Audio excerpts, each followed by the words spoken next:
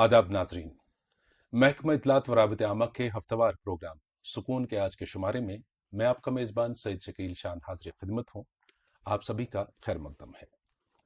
चूंकि बाहर की आमद है और एक सरकारी ऐलानामे के तहत अब स्कूल खुलेंगे, बच्चे स्कूलों की तरफ जाएंगे और अभी कोविड गया नहीं है, उसका भी थोड़ा सा असर बाकी है हमारे मुआशरे में।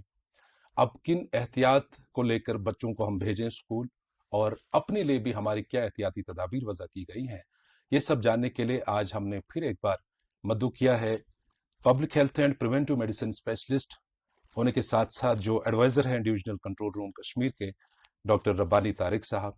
आपका खैर मकदम हमारे प्रोग्राम में।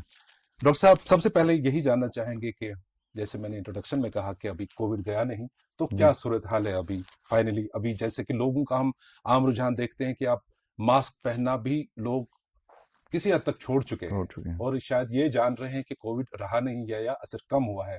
तो आपकी नजर में एक एक्सपर्ट राय इस बारे में क्या है कि अभी का सिनेरियो क्या है? देखिए, अल्हम्दुलिल्लाह कोविड पे काफी हद तक हमने कंट्रोल पा लिया है। जिस तरीके से सूरत हाल पिछले साल में लाइक मार्च अप्रैल या जो वक्त गुजरता गया ये बढ़ता गया, लेकिन अल्हम्दुलिल्लाह हमने काफी हद तक इसे कंट्रोल पा लिया गया है जी। लेकिन अब ये मद्देनजर रखने की जरूरत है कि हमें अभी भी वो एहतियाती तदाबीर फॉलो करने की जरूरत है जो कि हम करते आ रहे हैं। सही। अब काफी पहलू चेंज हो चुके हैं, जैसे कि वैक्सीन आ चुका है, म्यूटेशन है, ट्रांजिशन आ गया है, काफी कुछ सेकेंड वेव की भी बात हो रही है। लेकिन इन सब चीजों को मद्देनजर रखते हुए हमें अभी भी जो भी हमारे एहतियाती तदाबीर जो शुरू से बताए गए थे, प्रिंसिपल्स ऑफ प्रिवेंटिव मेडिसिन, वो सब फॉलो करने की अभी भी जरूरत है, जिसमें मास्क है, डिस्टेंस है।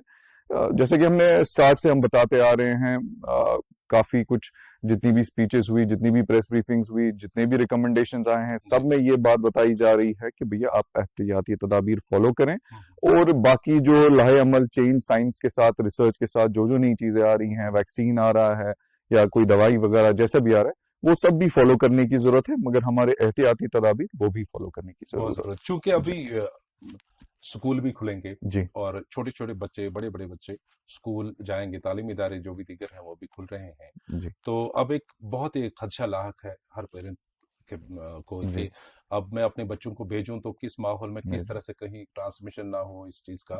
तो क्या एहतियाती तदाबीर रहेंगी? देखिए, मैं समझता हूं कि कोई भी नया स्टेप लेने से पहले हमें एक अप्रीहेंशंस होते हैं, शक व शुबात होते हैं, कुछ परेशानी होती है, हम समझते हैं कि ये कितना खतरा है, इसका रिस्क असेसमेंट हम इसे कहते हैं एक अपनी टर्मिनोलॉजी में। तो वो समझने की जरूरत है। अब तो देखिए, अब 1 साल हो गया या उससे थोड़ा ज्यादा वक्त भी हो चुका है, बीत चुका है, जिसमें कि हमारे काफी कुछ जो मेन काम थे वो थम गए हैं, रुक गए हैं या चेंज हो गए थे। जैसे ऑनलाइन लर्निंग होती थी, तो अब जो हम बात कर रहे हैं, हम हाइब्रिड लर्निंग का कॉन्सेप्ट यूज कर रहे हैं। जो भी स्कूल्स वगैरह educational institutions will be thrown open, तो उधर भी ये लाहेमल है कि it will be hybrid mode of learning. ठीक है, इसमें जिस तरीके से जो भी एजुकेशनल इंस्टीट्यूशन होगा या जिस तरीके भी एहतियाती तदाबीर या जो भी recommendations with respect to operations दी जाएंगी, तो उसमें इसमें हम वहां पे हम बात करेंगे कि एक तो physical face to face classes और किसी हद तक जो ऑनलाइन क्लासेस हो रही थी जैसे पिछले साल में,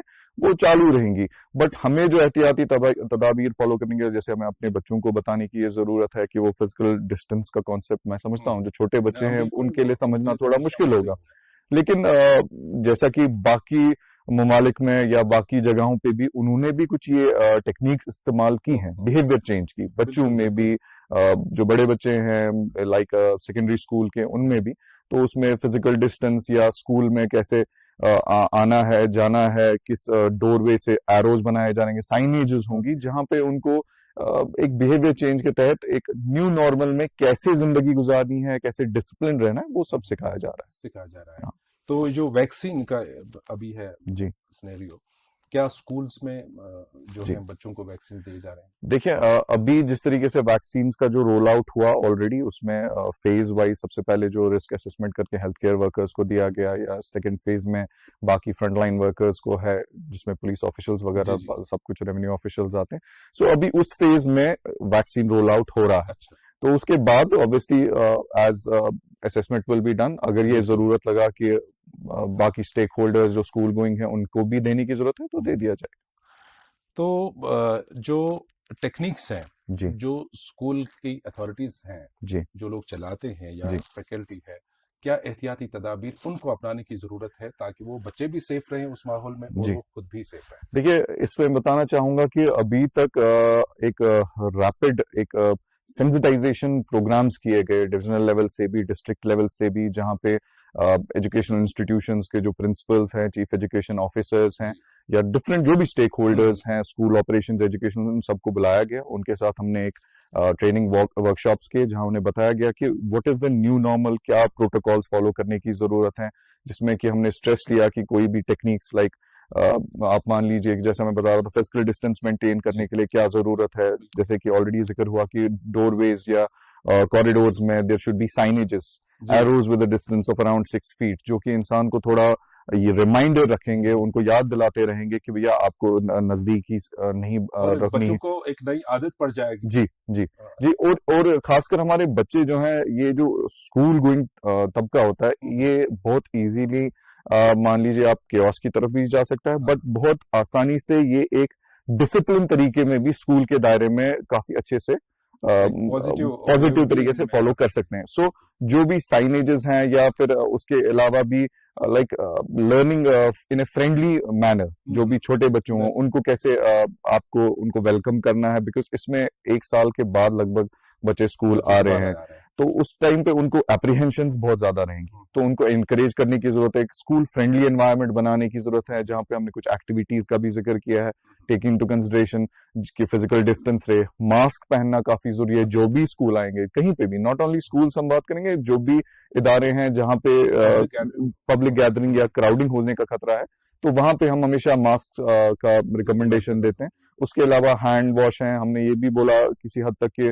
जो स्कूल में बच्चे आएंगे तो वो अपने साथ एक लिक्विड हैंड वॉश भी कैरी कर सकते हैं। छोटे से जी आई अंडरस्टैंड कि काफी हद तक कुछ ऐसा तबका है जो कि जिनके पास फाइनेंशियल रिसोर्सेज ना हो ये करने के लिए, बिल्कुल। बट विल सी, हाँ ये हाँ एक आइडियल वे है जो कि हमें हेल्प कर सकता है in order to reduce the transmission. Right इसके अलावा बात करें कि जो फ्लोर मार्किंग्स है, राइट जैसे कि बाहर वाले ममालिक में उनने भी ये फॉलो किया है कि they created those hexagons and polygons, exactly. तो जहां पे लोग अपने अपने दायरे में बैठ के बात कर सकें, distance social benches distancing maintain रखने के रखने के लिए, लिए। जिगजैग तरीके से बच्चों को बिठाना, या फिर even one one bench one child norm.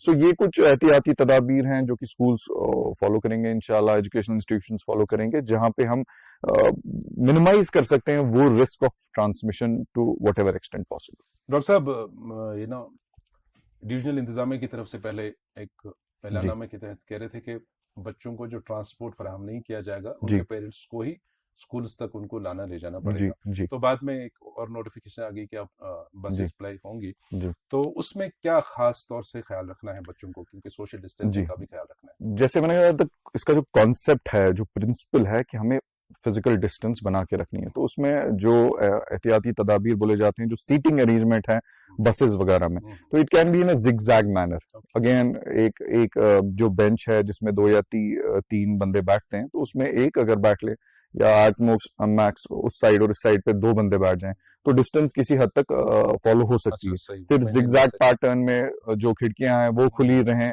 और उसका रेगुलर डिसइंफेक्शन करना जरूरी है, even if it is a damp detergent cloth या जो भी डिसइंफेक्टेंट है, तो वो रेगुलरली डिसइंफेक्ट, जब बच्चे बस में आने वाले हों, या फिर उसे उतर जाके नेक्स्ट दिन के लिए तैयारी होने वाले, तो उस दौरान रेगुलर डिसइंफेक्शन की जा सकती है, जिस which can minimize the risk of ठीक ट्रांसमिशन। है। तो अभी खुदा न खास्ता, गॉड फॉरबिड, अगर किसी एजुकेशन इंस्टीट्यूशन में जी बच्चा पॉजिटिव आ जाए, बिल्कुल। उसका ये ट्रांसमिशन हो डिजीज का किसी तरह से, छोटा जी बच्चा है, जी अब स्कूल के लिए भी एक परेशानी होगी और पेरेंट्स के लिए तो ऑब्वियसली होगी ही, जी। तो उस सूरत हाल से कैसा रखा जाए? देखिए, हमने देखा है कि in spite of all the preventive measures, जो भी एहतियाती तदाबीर हम फॉलो कर रहे हैं, फिर भी कोविड कहीं ना कहीं अपनी शक्ल किसी भी तरीके से दिखाई देता है।